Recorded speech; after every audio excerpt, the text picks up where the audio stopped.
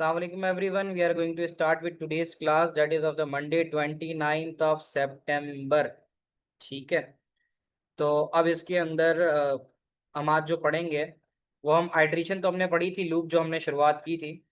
तो आइट्रेशन में एक तो काउंटर कंट्रोल्ड फॉर लूप था। तो फॉर लूप तो हमारे पास इस्तेमाल होता है फिक्स्ड आइट्रेशन के लिए ना। फॉर लूप की जब भी बात की जाएगी तो हमेशा बात की जाएगी फिक्स्ड आइट्रेशन की। ठीक है। अब हम आते हैं कंडीशनल लूप की तरफ। इसमें एक होता है हमारे पास वाइल का loop. While loop, while loop का स्ट्रक्चर देखते हैं। ये वाइल और ये रिपीट दोनों कंडीशनल होते हैं। कंडीशनल से मुराद के, अगर आपको याद हो पिछली क्लास में हमने 1 से लेकर 10 तक नंबर का सम किया था, डू यू रिमेम्बर? तो अब मैं अगर उसको थोड़ा चेंज कर दूं, हम उसको चेंज करें और आज की क्लास में हमारा सूडो कोड हो कि write a pseudo code to enter enter numbers. ठीक है। And find sum and average, sum and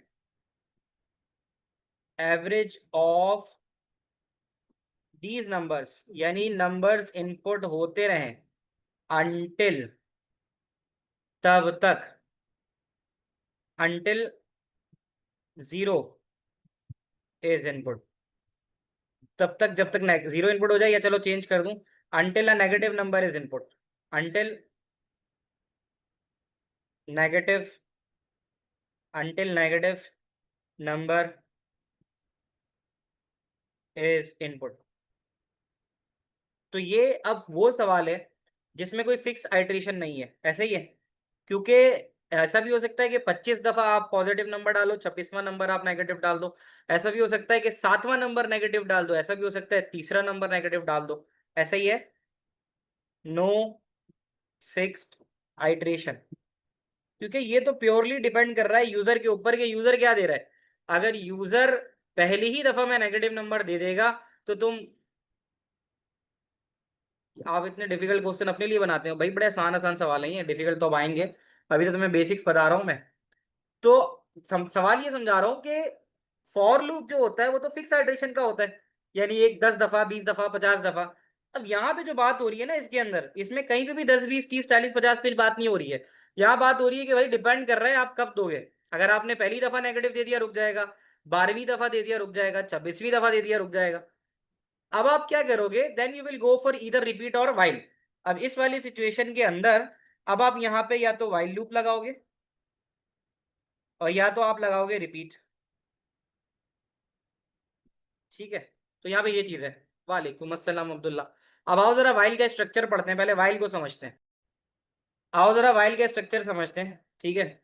while ये है, अच्छा वाइल लूप के अंदर भी समझ लो कि जो लूप तुम्हारे पास दो तरह के होते हैं। एक है वाइल, और हमेशा याद रखना वाइल है प्री कंडीशन। प्री पता है क्यों बोलते हैं? क्योंकि वाइल में कंडीशन हमेशा टॉप पे चेक होती है, देख लो। वाइल में कंडीशन हमेशा टॉप पे चेक होती है। जो दूसरा हम पढ़ेंगे नेक्स्ट क्लास में उसको रिपीट अंटिल बोलते हैं। और अपने पास नोट कर लो कि रिपीट अंटिल जो होता है वो पोस्ट है। रिपीट अंटिल है पोस्ट कंडीशन। पोस्ट कंडीशन का मतलब ये होता है जिसमें कंडीशन बाद में चेक हो।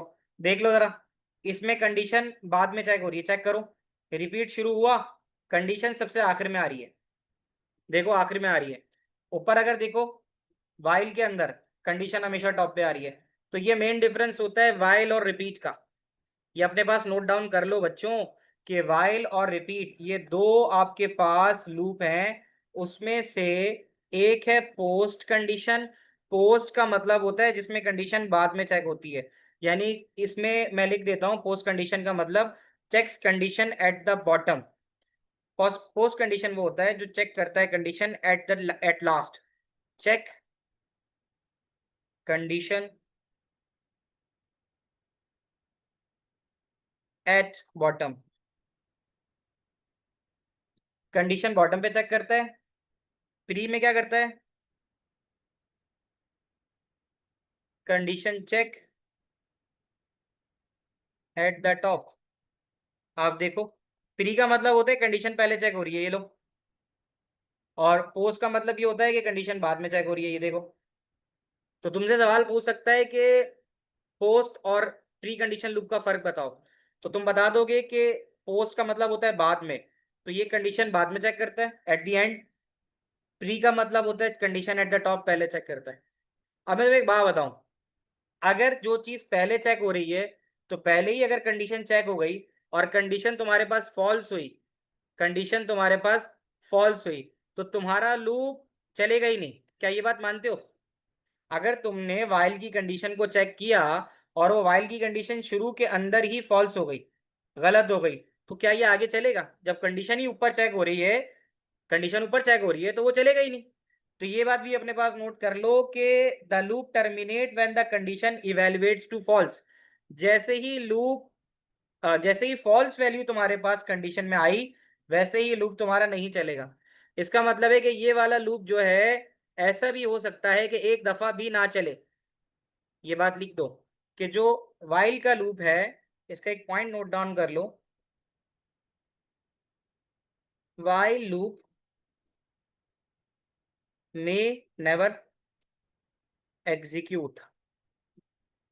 वाइल लूप ऐसा भी हो सकता है कि वो ना चले। क्यों? क्योंकि अगर उसने टॉप पे कंडीशन को चेक किया और वो कंडीशन फॉल्स लिख ली, तो ये आगे बढ़ेगा ही नहीं ना। तो इसका मतलब है कि वाइल लूप तो एक दफा भी नहीं चलेगा। वाइल लूप में नेवर एग्जीक्यूट। सही है, वाइल लूप ऐसा भी हो सकता है कि एक दफा भी ना चले। ऑन दी अदर साइड, जब रिपीट में कंडीशन नीचे चेक हो रही है, जब रिपीट में कंडीशन ऐसी चेक हो रही है, तो आप देख सकते हो कि रिपीट के बाद स्टेटमेंट लिखी हुई है। तो इसका मतलब ये है कि ये कम से कम एक दफा तो चल रहा है, क्योंकि कंडीशन जब नीचे चेक होगी तो उससे पहले ही एक दफा चल तो गया। रिपीट के अंदर जो स्टेटमेंट है वो अनटिल से पहले है। इसका मतलब है ये कम से कम एक दफा चल सकता है। क्या ये बात समझ में आ रही है? ये बात समझ में आ रही है? तो इसके बारे में तुम लोग लिख लेना कि ये वाला लूप तुम्हारे पास कम से कम एक दफा जरूर चलता है। यहाँ लिखी हुई है ये बात कि the statement in a loop will be executed at least once. ये जो दो अहम तरीन पॉइंट है, ये तो मैं बार बार मैं इसीलिए जोर दे रहा हूं कि जो रिपीट है वो कम से कम एक दफा चलेगा, और जो वाइल वाइल है वो एक दफा भी नहीं चलेगा। एक बात हो गई। क्या ये बात समझ रहे हो? और दूसरी जानिब जो मैं बात बता रहा हूँ, वो ये बता रहा हूँ कि वाइल जो है वो कंडीशन को टॉप पे चेक कर रहा है, यहाँ देखो। और ये जो है, ये कंडीशन को बॉटम पे चेक कर रहा है। क्या ये बात तुम लोगों को समझ में आ रही है? ये बातें याद रख लोगे तो बड़ी इंपॉर्टेंट है। कैन दे आस्क, मैं आप लोगों की सवाल ले लेता हूँ पहले। Can they ask the difference of while and repeat in P1? हाँ पूछ सकते हैं, तभी तो बता रहा हूँ मैं। तभी तो मैंने 4 पॉइंट्स बता दिए तुम्हें कि एक में कंडीशन टॉप पे चेक हो रही है, एक में बॉटम पे हो रही है, एक हो सकता है ना चले, और एक कम से कम एक दफा चलेगा। बेटा समझ में आ गई बात है तुम लोगों को? सही है। मैंने लिखा हुआ है अब्दुल्ला, ये लो। पोस्ट कंडीशन लूप में check the condition at the bottom एक बार, और this loop will execute at least once. ये मैं बात बता रहा हूँ पोस्ट कंडीशन रिपीट की। आप समझ रहे हो अब्दुल्ला? यहाँ तक क्लियर है? तो मैं आगे बढ़ूँ, बताना बच्चों। ठीक है। अब आओ जरा वापस सवाल की तरफ आते हैं। तो अब ये देखो, तुमने स्ट्रक्चर तो देख लिया ना? तुम लोग एक बार स्ट्रक्चर देख लो वाइल का।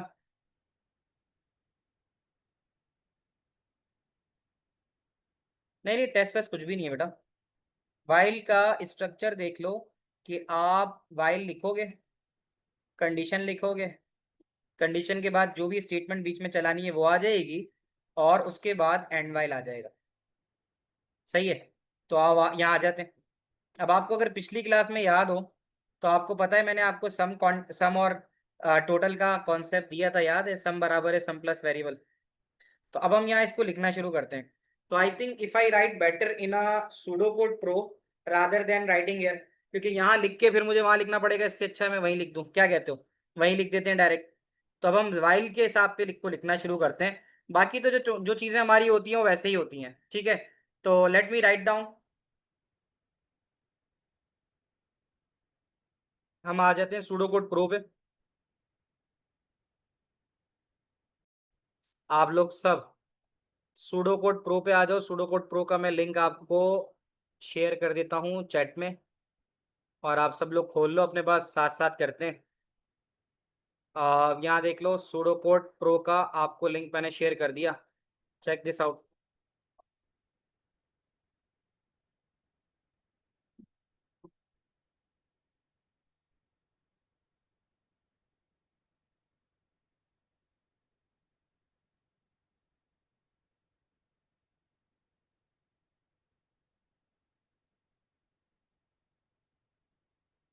ये आपके पास सूडो कोड का आ गया। लेकिन इसमें एक चीज़ चेक कर लेना, मैंने जो लिंक कॉपी किया है ना, वो मैंने किया है अभी ओ लेवल्स वाले बच्चों को करवा रहा था ना, उनके हिसाब से। आप जब अपने पास आ जाना तो नीचे आ जाना। आप लोगों को बेटा मेरी स्क्रीन नज़र आ रही है? मैं सूडो कोड प्रो पे आ गया हूँ, क्या आप लोगों को मेरी स्क्रीन नज़र आ रही है? सूडो कोड प्रो पे नीचे जाना और ए लेवल 9618 सेलेक्ट कर लो। ये ज़रूर नीचे ना ए लेवल 9618 सेलेक्ट कर लेना, सही है। और उसके बाद प्लस दबाना, प्लस दबा के न्यू प्रोग्राम आ जाएगा। न्यू प्रोग्राम के अंदर अब आप लिखोगे वाइल, ठीक है। वाइल लिख के ए एस लेवल लिख दोगे, वाइल ए एस लेवल। अब आप आ जाओ और हम वही सेम काम करने जा रहे हैं, सम और एवरेज निकालेंगे इनपुट किए गए नंबर का। तो अब हम, जैसे आपको पता है, पहले मैं ऐसे कर लेता हूँ, ये दो स्लैश डाल के सवाल लिख लेता हूँ कि pseudo code to input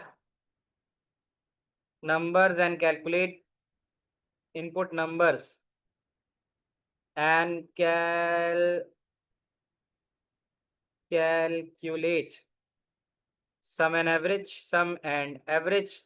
Sudo go to input number and calculate sum and average until a negative number is input, until a negative number is input, तब तक जब तक के नेगेटिव नंबर इनपुट ना हो जाए। तो सबसे पहले डिक्लेयर लिखते हैं, आपको पता है डिक्लेरेशन करनी होती है। तो डिक्लेयर हमें सम के लफ्ज़ को करना है, हमने सम कर दिया। नंबर इनपुट करना है, नंबर कर दिया। और एवरेज निकालने के लिए हमें काउंट भी तो पता होना चाहिए ना, कि नंबर कितनी दफ़ा इनपुट हुआ है, ताकि उसी से डिवाइड किया जा सके। तो ये सब चीज़ें इनिशियली मैं डायरेक्ट रियल ले लेता हूँ, ऐसा कर लेता हूँ। रियल का मतलब है कि डेसिमल ले लेता हूँ, ताकि अगर अ, दो चीज़ें हैं, या तो मैं दो नंबर्स को रखूँ यहाँ पे इंटीजर और एक को रख लूँ रियल, क्योंकि अगर मुझे एवरेज चाहिए होगा ना, बल्कि एवरेज वाले को मैं नीचे अलग से कर देता हूँ रियल में, बाकी सबको मैं इंटीजर रहने देता हूँ, ऐसे कर लेता हूँ, ठीक है। ये ज़्यादा अच्छा हो जाएगा, क्योंकि बाकी नंबर्स तो इंटीजर ही रहेंगे, जो कैलकुलेशन आएगी एवरेज की वो डेसिमल में हो सकती है। तो सबसे पहले मैं लिखूंगा आउटपुट और यहाँ लिखूंगा मैं इंटर नंबर। मैंने कहा भाई इंटर नंबर। अब आपको मैंने एक बात बताई थी कि सम को हम इनिशियलाइज कराते हैं जीरो से, क्योंकि अगर हम किसी भी टोटल नंबर का सम करने जा रहे होते हैं तो हमारे पास सम के अंदर इनिशियली तो जीरो होता है। अगर हमें कुछ नंबर्स का सम करना हो तो उसकी इनिशियल वैल्यू जीरो होती है। अब आप अगर देखो तो मैं वाइल लूप लिखता हूँ। वाइल में हमने देखा था ना, वाइल सबसे ऊपर कंडीशन चेक करता है, वाइल हो गया। अब मैं यहाँ पर वाइल के अंदर जो कंडीशन लगाऊंगा वो ये चेक करूंगा कि मेरा नंबर नेगेटिव तो नहीं है। तो उसका तरीकेकार ये कि मैं एक नंबर इनपुट कराऊंगा और मैं ये चेक करूंगा कि वो नंबर जो है वो लेस देन जीरो ना हो, while number is less than zero ना हो। तो अगर मैं इसकी कंडीशन ये रख लूं कि अगर मैं नंबर जीरो से बड़ा है, अगर नंबर जीरो से बड़ा है तो ठीक है, इसका मतलब अगर जीरो से बड़ा नहीं हुआ तो इसका मतलब है वो नेगेटिव हुआ। क्या ये बात समझते हो? क्या ये बात समझते हो कि इसका मतलब है कि अगर तुमने नंबर जीरो से बड़ा डाला है तो ये चलेगा, और अगर ये कंडीशन फॉल्स हो रही है, नंबर जीरो से बड़ा नहीं है, तो फिर ये नहीं चलेगा। क्या ये बात मानते हो? तो जब मैं नम की कंडीशन चेक कर रहा हूं तो मुझे नम को इनपुट भी कराना पड़ेगा। क्या ये बात मानते हो? अगर मैं नम को जीरो के लिए चेक करा रहा हूं तो मुझे नम को इनपुट भी कराना पड़ेगा। तो मैं नम इनपुट लिख देता हूं और उससे पहले एक मैसेज बॉक्स चला देता हूं, that is input a number. यहाँ पे मैं लिख देता हूं आउटपुट और उसमें मैं लिखूंगा input a number.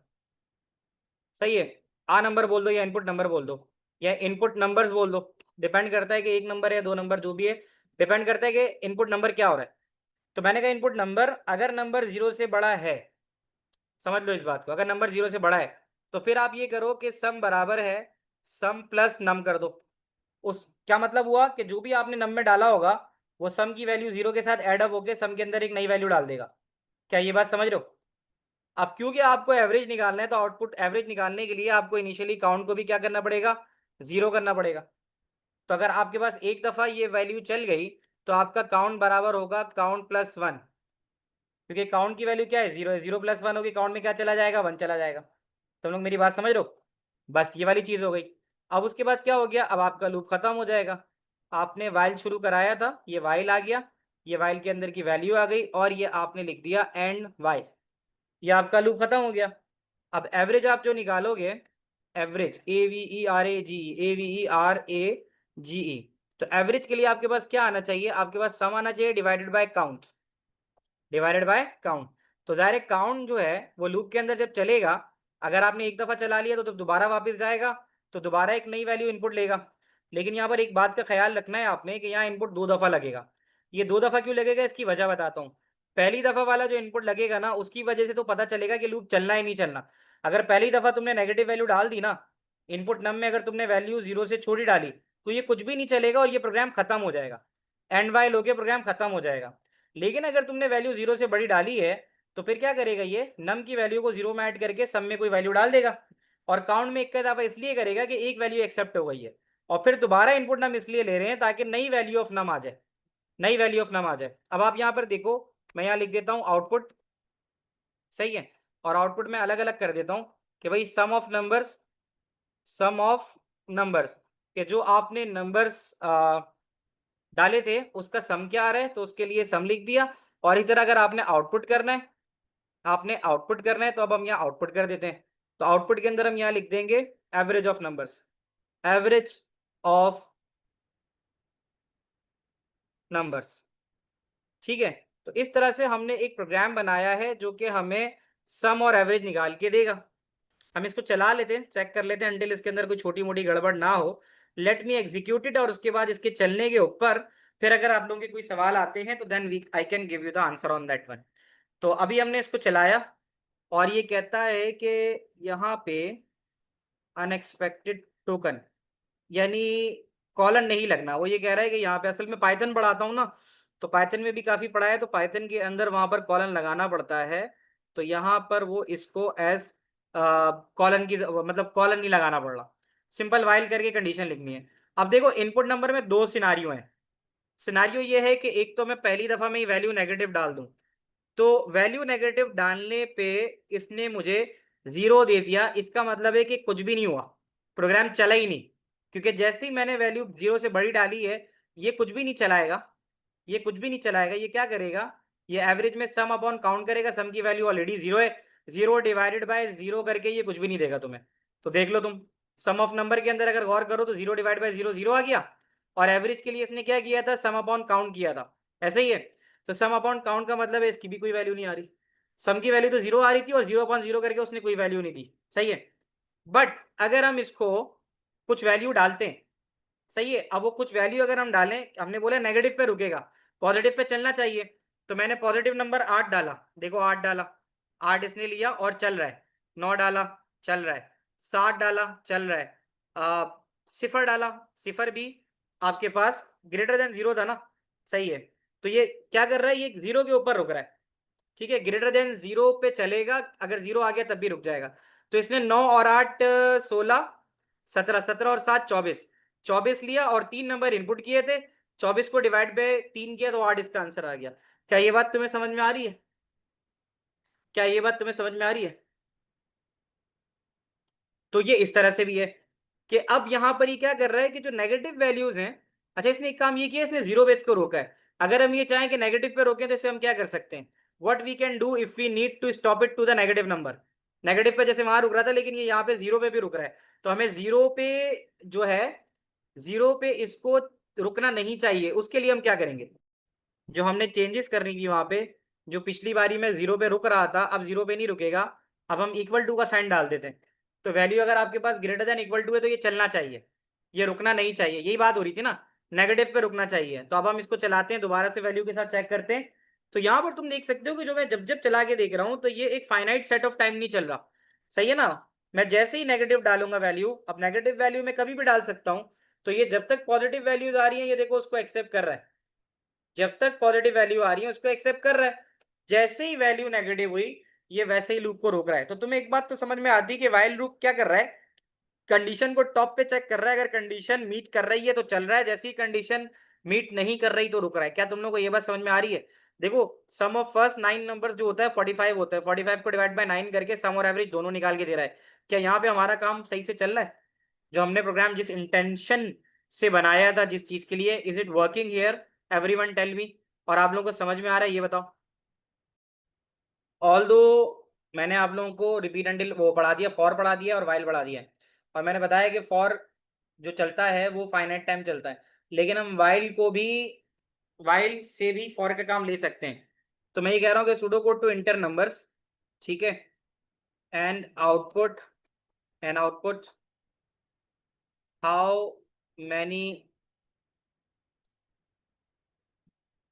numbers are even and how many numbers are odd। ठीक है, तो आपने नंबर इनपुट करने हैं और बताने कि कितने नंबर इवन है कितने नंबर आउटपुट है। ठीक है, और जीरो के आने पर, ठीक है, value of zero terminates the loop, terminates the loop. यानी आप नंबर डालो, वो नंबर अगर 2 4 6 8 10 ये सब होते हैं तो प्रोग्राम इवन काउंट करेगा, और अगर 1 3 5 7 होते हैं तो ऑड काउंट करेगा, और जीरो डाल दोगे तो रुक जाएगा और आखिर में बता देगा कि कितने पॉजिटिव थे कितने नेगेटिव थे।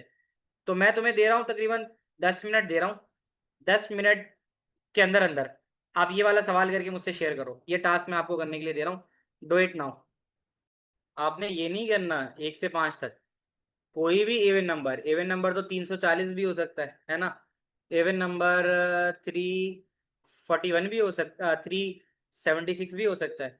तो बात ये नहीं है कि तुम किसी कंटिन्यू सीरीज को करोगे, आपने जो नंबर इनपुट करना है अगर वो इवन होता है, ठीक है, तो वो इवन के काउंट में चला जाएगा, ऑड होता है तो ऑड के काउंट में चला जाएगा, और जीरो अगर आपने डाला है तो जीरो पे रुक जाएगा। So two question first, how do we lower the number of time? It is asking us to input the number, and second, why did you add greater than equal to? Greater than equal to इसलिए डाला था कि वो zero का accept कर रहा था, zero को एक्सेप्ट ना करे इसलिए हमने बोल दिया greater than equal to zero, zero से बड़ा होना चाहिए। ठीक है, so how do we lower the number for pseudocode? Can you share some past papers after this in group? हाँ करता हूँ पास पेपर। असल में पास पेपर्स अभी, चलो मैं दिखा दूंगा पास पेपर कैसे आते हैं, वो भी दिखा दूंगा। अभियान ने भेज दिया, अभियान ने इवन नॉट को जीरो किया है, नंबर जीरो से बड़ा है। असल में जीरो पे जब रुकने की बात करेगा ना अभियान, तो यहाँ पर हमें सिर्फ एक कंडीशन लगानी पड़ेगी कि number is not equal to zero. हमें ये चीज देखनी है, ठीक है।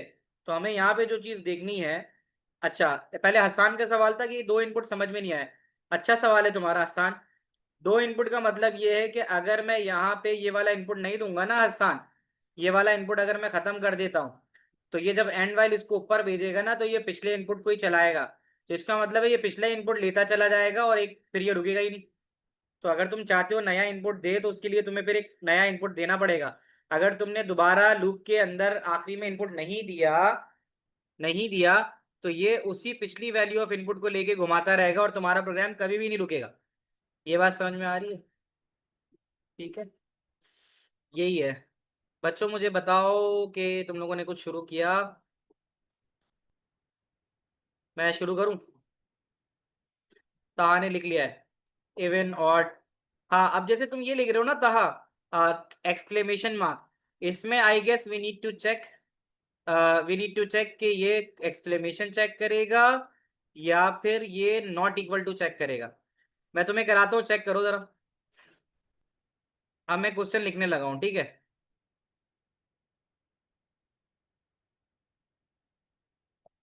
यही था। तो इसमें अब हम क्या करेंगे, यूनो के सबसे पहले हम डिक्लेयर तो करते ही हैं बेटा, मैं लिखने जा रहा हूँ। डिक्लेयर करेंगे, इसको तो रोक देता हूँ मैं यहाँ पे। इनपुट नंबर, ये क्या कर रहा है यहाँ पे? Why it is taken number input, A S Y. देखते हैं चलो इसको क्या कह रहा है ये। अच्छा, डिक्लेयर लिखा, डिक्लेयर लिख के अब हम लिखते हैं नम इज फॉर नंबर, और एक हमारे पास इवन का काउंट आ गया कि नंबर इवन है, और एक हमारे पास आ गया ऑड का काउंट का नंबर ऑड है ना, कि ऑड काउंट और इवन काउंट हमें पता होना चाहिए। बाकी हमने लिख दिया बेटा इंटीजर। अब हम यहाँ पे इवन के काउंट को 0 रखते हैं और हम ऑड के काउंट को भी 0 करते हैं, क्योंकि इनिशियली तो हमारे पास दोनों वैल्यू 0 है, समझ रहे हो। अब हम यहाँ पे आउटपुट लिखते हैं। आउटपुट इसलिए लिख रहे हैं कि हम ये कहना चाह रहे हैं कि भाई नंबर इनपुट करो, ठीक है। इंटर नंबर, नंबर इनपुट हो जाएगा। अब उसके अंदर जो भी नंबर इनपुट होगा, हमने लिखा इनपुट, और यहाँ पे हमने नम को इनपुट करा दिया। अब यहाँ पे दो चीजें, कि while num is not equal to 0, अगर नम 0 नहीं है तो, ये कंडीशन है बेसिकली। अगर नम 0 नहीं है तो फिर आप चेक करो। अब यहाँ पे हम इफ भी लगाएंगे, क्या कि अगर जो हमारा नम है, आपको याद है हमने मॉड पढ़ा था, मॉड, तो हमने पढ़ा था ना कि मॉड की जो वैल्यू है नम कॉमा 2, अगर वैल्यू आपकी नम मॉड ऑफ 2 है, तो एक काम कर लेते ना, हम इसको मॉड को ऊपर चेक करा देते हैं, एक्स में डाल देता हूँ, वैल्यू निकाल के एक्स में डाल देता हूँ। और अब मैं बोलता हूँ कि अगर मेरा एक्स, ठीक है, इक्वल्स टू 0 है, अगर वैल्यू एक्स की 0 है, तो फिर आप इवन काउंट में बराबर इजाफा कर दो इवन काउंट +1। क्या ये बात समझ में आ रही है? Even count +1, even count +1। और अगर ऐसा नहीं है तो फिर आप करो ऑड काउंट बराबर है ऑड काउंट +1। अब इसको समझना, देखो अगर तुम्हारे पास वैल्यू मॉड निकालते हो, जो भी नंबर है तुम्हारा, लेट्स सपोज 7 डाला है, 7 का मॉड अगर तुम 2 से निकालते हो तो 1 बचना चाहिए। तो अगर वो 1 बचेगा तो इसका मतलब है वो ऑड की वैल्यू हुई, तो ऑड के काउंटर में इजाफा हो जाएगा, और अगर नहीं हुई तो इवन के काउंट में इजाफा हो जाएगा। क्या ये बात समझ रहे हो? इसी तरह यहाँ पे दोबारा इनपुट इसलिए लेना पड़ेगा ताकि वो एक नया इनपुट ले। अगर आप यहाँ इनपुट नम नहीं लिखते हो तो ये पिछली ही वैल्यू को बार बार तुम्हारे प्रोग्राम में घुमाता चला जाएगा और तुम्हारा प्रोग्राम कभी भी नहीं रुकेगा। इसलिए ये लाजिम है कि हम इनपुट की वैल्यू दोबारा से नई वैल्यू लें। एंड वाइल करा दो, और एंड वाइल कराने के बाद तुम्हें क्या बताना है, तुम्हें यही बताना है कि कितनी दफा वैल्यू इवन काउंट थी और कितनी दफा वैल्यू ऑड काउंट थी। क्या ये बात तुम लोगों को समझ में आ रही है? बताना मुझे।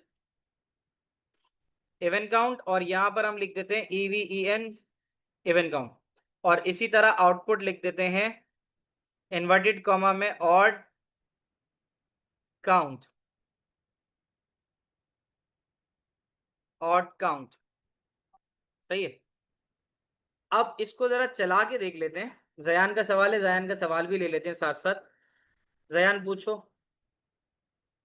Assalamualaikum, sir. वालेकुम अस्सलाम जी बेटा। Sir, and after the 14th line, we need to write end if as well because we haven't ended the हाँ, इफ if शुरू loop. किया था ना, तो हम यहाँ पे एंड इफ भी लगा देंगे। अब सही है। Yes, sir. Thank कुछ you. चीजें मैं ऐसी छोड़ देता हूँ कि चलो जब चलाएंगे तो वैसे ही पता चल जाएगा कहाँ गलती आ रही है, तो एडिटर को भी तो कुछ ना कुछ मेहनत करने दो ना यार। तो चलो लेट्स सपोज चलाते हैं। अभी यहाँ पे क्या कह रहा है, ये हो सकता है ए लेवल के कोड के हिसाब से यहाँ पे कोई गड़बड़ हो।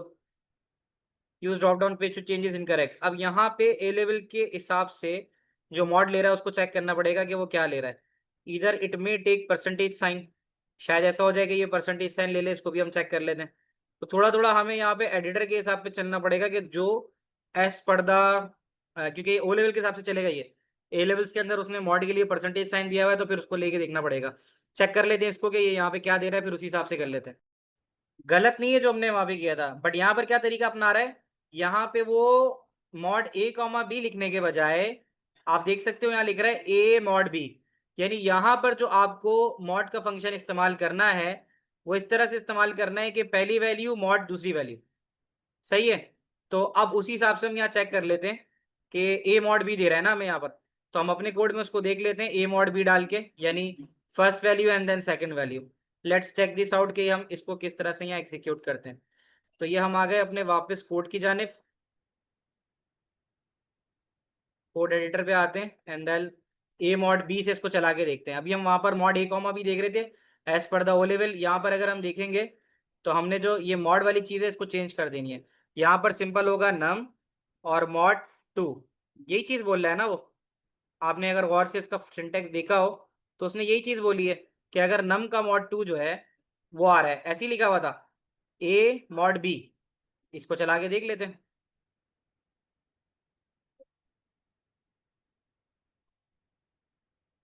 अब क्या दे रहा है, इवन काउंट एक्सपेक्टेड। इफ लिखा था ना, इफ के बाद देन आना था, देन लिख देते हैं। देन के बाद तो कोई और गड़बड़ नहीं बता रहा था। इसी में क्या दे रहा है, X has not been declared. तो एक्स मैंने क्योंकि अलग से लिखा था तो मैं एक्स को यहाँ पर डिक्लेयर कर देता हूँ एज इंटीजर। तो एक्स का, एक्स वहां डिक्लेयर नहीं कराया था इसलिए वो छोटा सा एरर दे रहा था। एक्स को हमने साथ साथ वहीं पे सॉल्व कर लिया। अब कहता है इंटर अ नंबर। मैंने डाला 8, 8 लिया उसने। मैंने डाला 2, 2 लिया उसने। 9 लिया, 7 लिया, 3 लिया, 5 लिया, 6 लिया। ये सब वैल्यू ले ली। अब अगर मैं जीरो डालता हूं तो मेरे जीरो डालने पे प्रोग्राम रुका, प्रोग्राम रुका। छोटी सी यहाँ पर एक चीज नजर आ रही है कि ये इवन काउंट तो कर रहा है, 8, 2 और 6 इवन काउंट तो कर रहा है।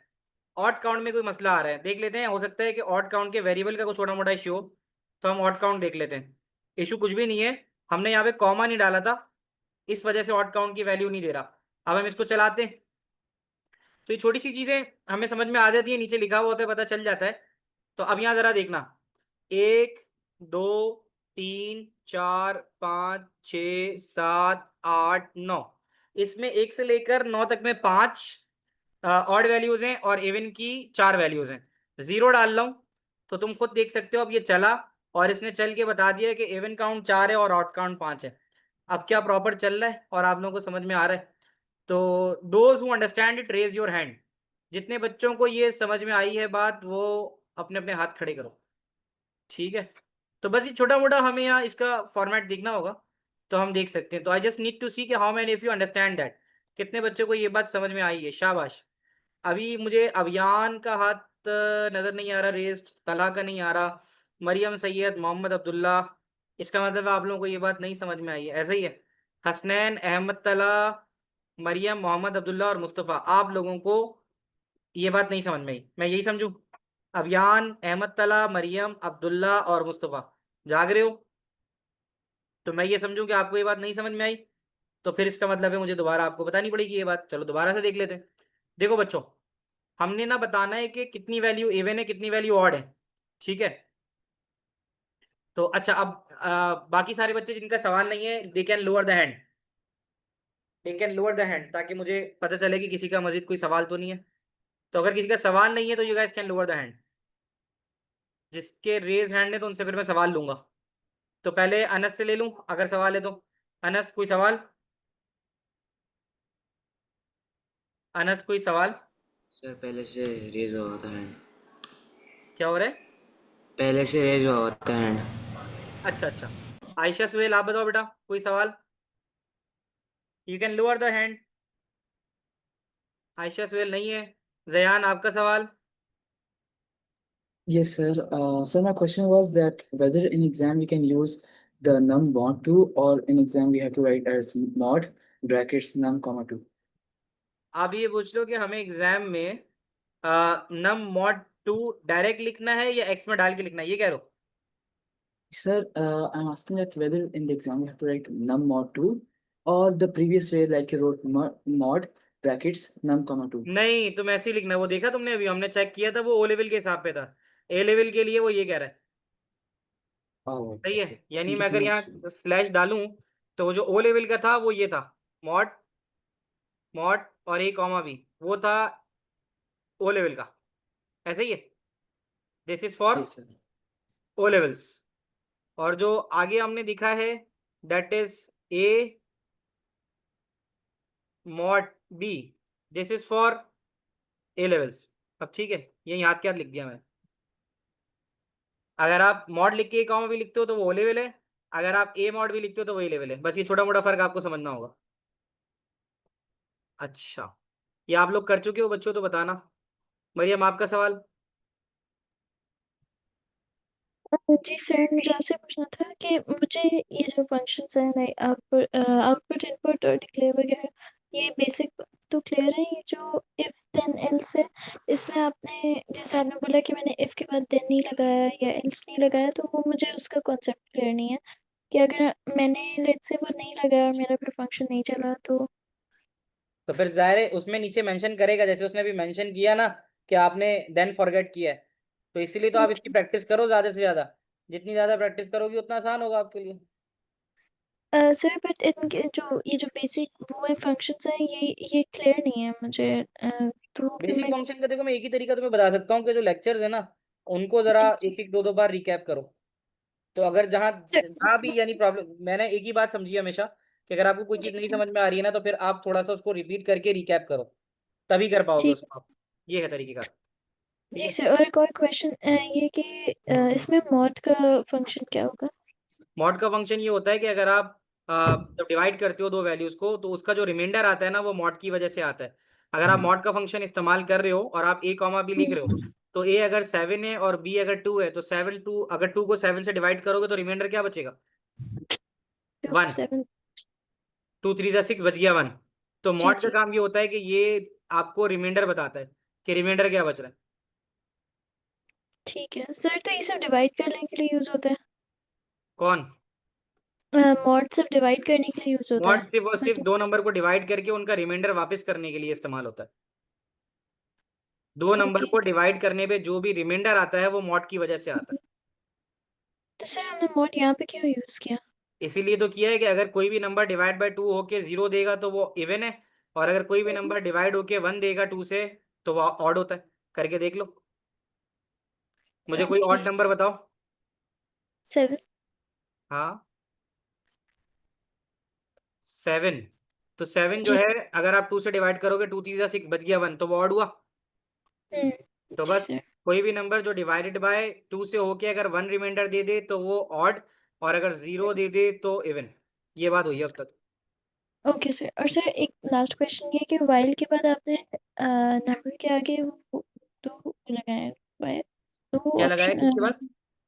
दो ऑपरेटर्स क्यों लगाए हैं वाइल वाला फंक्शन जो है?